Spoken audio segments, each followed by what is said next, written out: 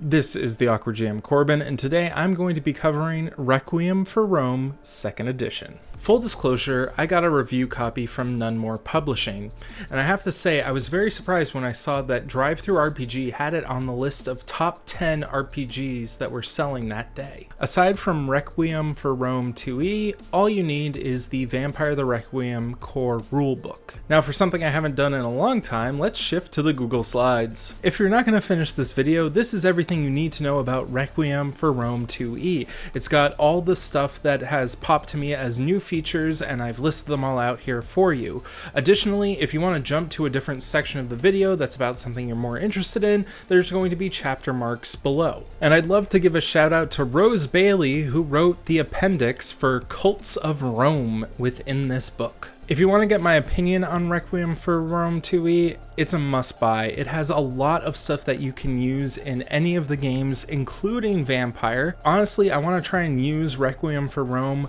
with Mummy the Curse 2nd edition because that allows for time traveling into ancient Rome, and that would be fun to do. To make a long story short, Romulus and Remus found Rome together, but Romulus killed Remus, and as Remus was dying from blood loss, a Strix embraced him into a vampire. Later down the line, Remus embraced Aulus Julius Senex. Apologies, I am going to do a lot of Latin and be very bad at it, who in turn helped birth the Julii vampire clan. The Julii vampire clan is possibly a precursor to the Ventrue clan, but that's left to interpretation by your storyteller. The Julii seem a little vanilla when you first look at them, but then you realize they have something called the Strigid Curse, which means that they are more susceptible to influence from ephemeral beings and the Strix in particular. Note the plural of Strix is Striges, but I am very bad at pronunciation, so I'm probably going to say Strix for a lot of this video, and I apologize for it. The vampire clans as they were presented in Vampire the Requiem 2nd edition are still here except for the Ventrue clan, which has been replaced with the Julii. The Daeva clan is there, Gangrel, Mekhet, and Nosferatu. Now there are some additional lore implications with each of these clans, as well as some multiple choice origins for the clans themselves. Specifically, the Daeva have been called the Dewas of Persia, the Gangrel have been called the Gangelos of Germania, the Mekhet are known as the Mekhet of Egypt, and also the Mekhet have what is called the Haunted Curse, which allows you to make a hollow Mekhet, which is a Mekhet that has their human soul trapped in reflections, and it haunts them. I am trying to see the upside in having this happen, but I am having trouble looking for that in the book right now. Additionally, the Nosferatu were known as the Nosferori from Greece. In Requiem for Rome, there are no covenants. Instead, there is the Camarilla, which if you're familiar with Vampire the Masquerade, oh my god, the Camarillas in Vampire the Requiem. Camarilla in Vampire the Masquerade is a global conspiracy that controls most of the vampires in the world, but in Vampire the Requiem, that never happened. In fact, the Camarilla was destroyed before it became a global power. If you want, you can play Requiem for Rome, going through the different eras until you get to the point in which the Camarilla falls. While the Camarilla is the only covenant in Requiem for Rome, there are various sub-factions within the Camarilla, which are known as wings. You have the Cult of Augurs, which are the vampires who use prophetic visions and rituals and sell them to other vampires and mortals.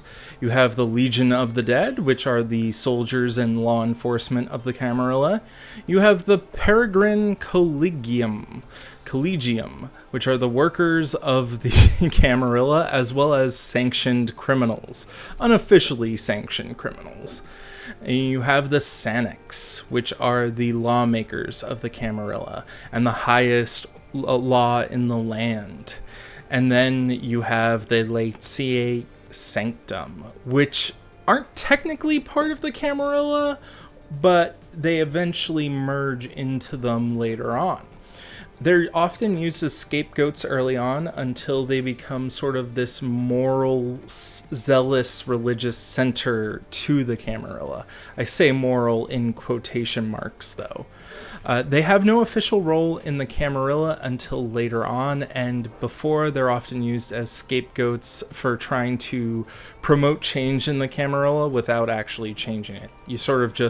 The Senex will sort of just blame things on the Sanctum and say, we killed 3 kindred Sanctum members, and that should put a stop to the fact that humans are noticing us more frequently. I'm going to try and condense a lot of the lore here.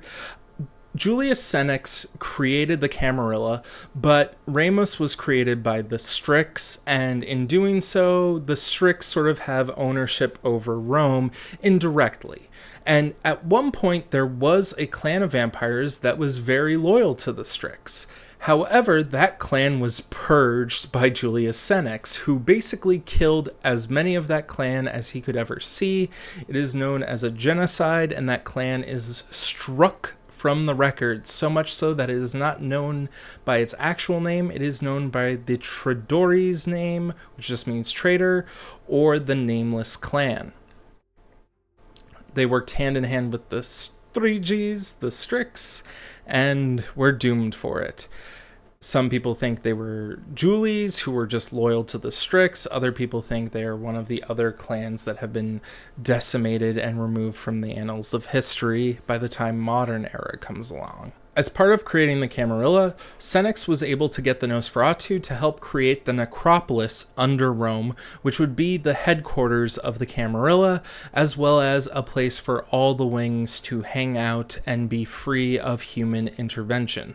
I'd like to point out that in Rome, the Romans were very adamant about honoring the dead. So in Requiem for Rome, a lot of the vampires will pretend to be their dead selves, coming to visit their families in order to get sacrifices from them, which comes in the form of blood sacrifice or ritualistic sacrifice, or even the sacrifice of animals, which can help a lot of vampires survive without having to feed on the living.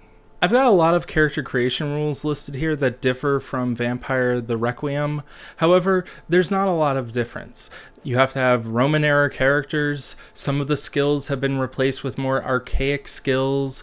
The Ventru don't exist. Gangrels favor attributes like resolve instead of composure, and the Julii now exist. There's the whole thing about the Covenants being replaced with the Wings, as well as new features that are beneficial for being part of the Wings. So, for instance, the Augurs get access to Veneficium.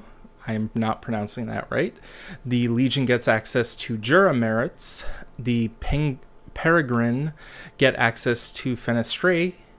The Senex get access to Legislatio merits, and the Sanctum gets access to Theban Sorcery, which is the same as in modern day, but Theban Sorcery has additional miracles that are not present in the Vampire core rulebook. And lastly, the merits that you have access to are limited to ones that would be accessible to those in ancient Roman times. However, all the other rules are the exact same as Vampire the Requiem. I'd love to go over all the merits, but there are a crap ton of them. The Nosferatu gain a merit which is called Earth Mover, which allows them to dig through the earth more easily and allows them to basically build the necropolis. And if you bring it into modern era, they're able to create underground cities a lot more easily. The Martial Prowess ability or merit grants Legion characters extra beats for purchasing fighting styles. There's additionally something called the Roar of the Crowd, which allows a character to awaken a little bit before sunrise, but if you're a Daeva, you get to wake a bit earlier. I make special note of this because there are a few merits that get bonus effects if you're the correct clan. This is similar to contracts in Changeling the Lost, where certain contracts would get bonuses if you were a certain kith.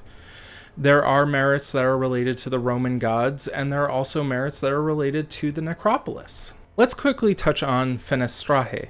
It is not explicitly stated, but it is implied that it's probably the proto-coils of the dragon that are used by the Ordo Dracul in the future, but these techniques are used by the Peregrine to bypass the law. These are things that sort of take vampire abilities and powers and flip them on their head. For instance, you can become immune to being bloodbound at the cost of not being able to blood bind others. You may have an ability to be able to lie without detection when compelled to tell the truth or while under auspects. So there are a lot of these, and I love a lot of them. They are just so good. Chef's kiss. You've got Theban Sorcery, which is used by the Sanctum, just like normal. They have a ritual that allows you to be turned into a bonfire once you reach final death so that you can kill people who have tried to kill you. And additionally, it summons all blood-bounded allies to the location of your death so that they can seek revenge on your murderer. Then there is Veneficium. Veneficium is a precursor, possibly, to Kruok spells.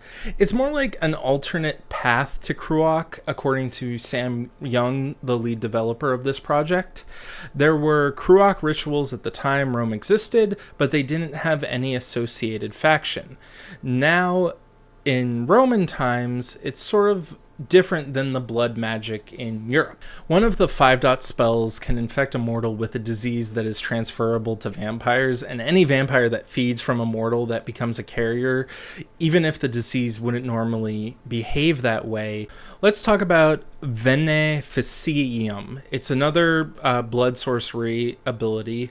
It is sort of an alternate path to Kruok, according to Sam Young, but it is similarly based. It's essentially pagan representation of blood magic. One of the 5-dot spells that you can get allows you to infect a mortal with a disease that is transferable to vampires, even if the disease doesn't behave that way. So you could give someone essentially a genetic disease in some way, and that genetic disease will now pass through the population as if it was an actual virus. Quickly, I'd like to say that there are also rules for large-scale warfare, archaic weapons, social maneuvering rules for debate with crowds of people, and then there's also an errata and rules clarifications for interactions with Vampire the Requiem. Now, as far as the setting material goes, there are 6 settings, of which they are set at different points in the timeline. The timeline is amazing, by the way. If you can find it in the book, it will give you a good rundown of the series of events that occur. But basically, there are 6 eras of Rome that are covered. There's the Second Punic War, which covers a fight with another clan of vampires that's very similar to the Julii. There is the Gallic Wars, which I don't know too much about. The Year of the Four Emperors. There's the eruption of Vesuvius and the loss of Pompeii, which I'm really excited for. I really want to run a game where my players are running around an active volcano, frenzying, trying to escape final death. And then there's the Crisis of the 3rd Century, which is around the time when Julius Senex disappears. And then there is the fall of the Western Roman Empire, which is the total collapse of the Camarilla as well. Did you think I was done talking about player options? Well, no, there are additional bloodlines, especially a bloodline called the Cassii, which are a Julii bloodline. Their founder was humiliated and cast out by Julius Senex for questioning his destruction of the pact between the Strix and the Kindred, and in turn created a bloodline of the Spiteful. They have their own curse, which basically makes it so that they find it harder to talk to Kindred. They also have the ability Inside Man, which allows them to pretend to be a Strix, or at least count as Strix, for the purposes of interacting with the Strigid curse of Julii. Would I play one? No, they are very difficult because they are essentially spies and double agents who can pretend to be part of the Camarilla even though they're trying to take it down from the inside. Would I use them as villains? Yes, I would. They work very well, and their abilities make it so that they work hand in hand with the Strix upon occasion. Shout out to our patrons for supporting the channel. The Ferrati are a Gangrel bloodline who are hired mercenaries that believe feeding on stronger prey will make them the apex predators.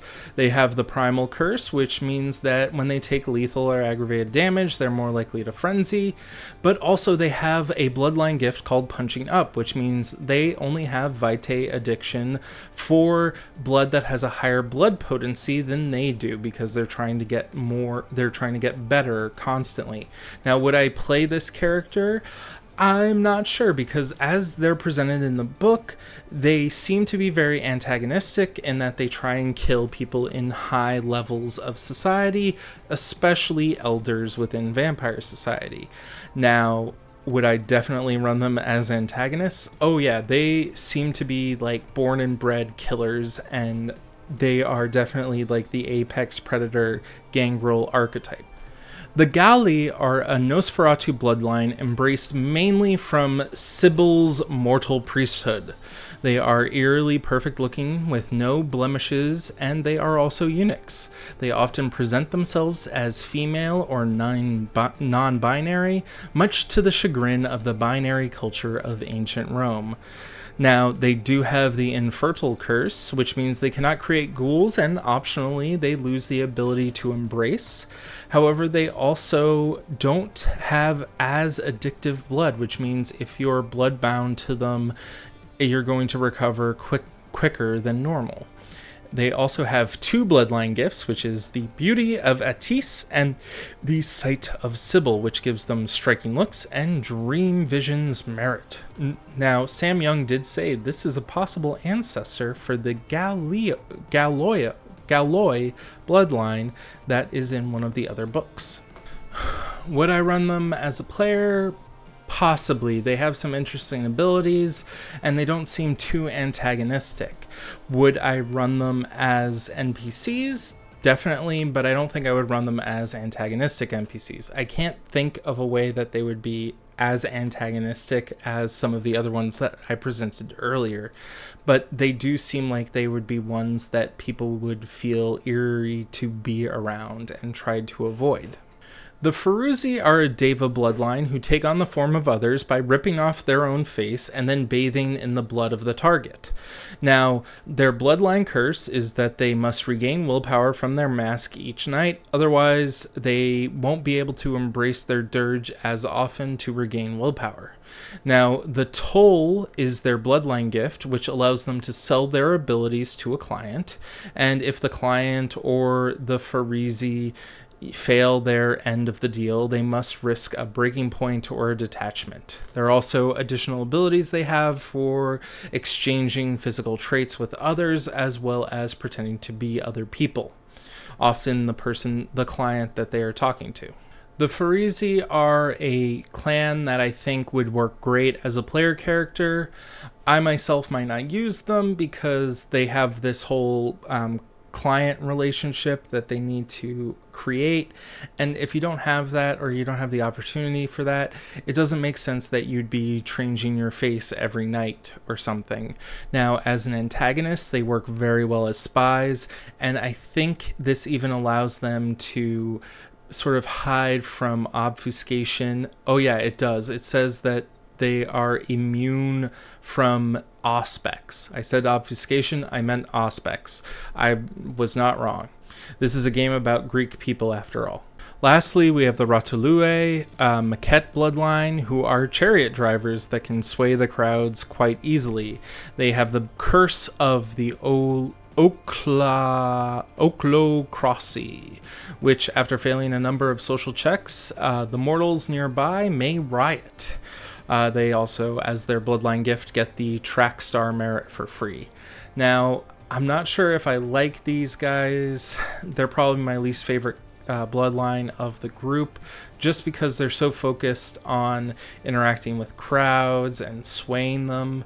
And additionally, they sort of seem a bit different from the Mekhet in a way that doesn't embellish the Mekhet story, in my opinion. I did skim their lore because I wanted to get this out soon, so I might be missing a lot, so take that with a grain of salt.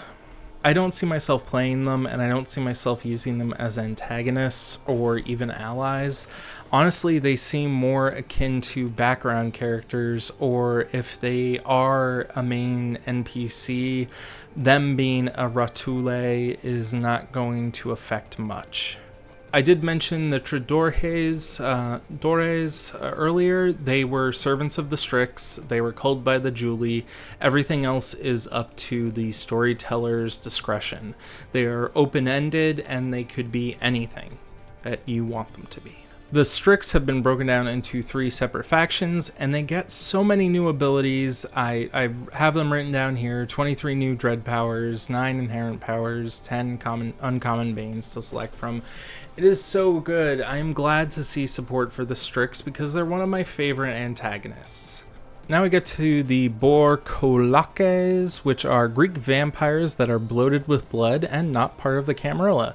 They are sort of related to the Nosferatu tangentially, and you'll see a theme with a lot of these vampire clans that aren't part of the Camarilla. They are similar to the clans that are in the Camarilla in some way, but they just have no way of blending in with human society. Additionally, we have the Aventine Harpies, who are vampires that don't suffer from the damage of sunlight.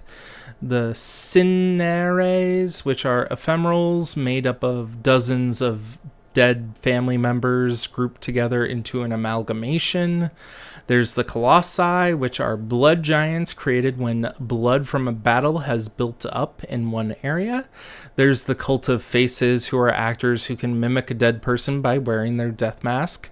There are the Lamia, which are vampire-like creatures that are alive, but over time they become more bestial until they cannibalize someone to regain their humanity. They go from being bloodthirsty creatures to crying about how they just killed poor William.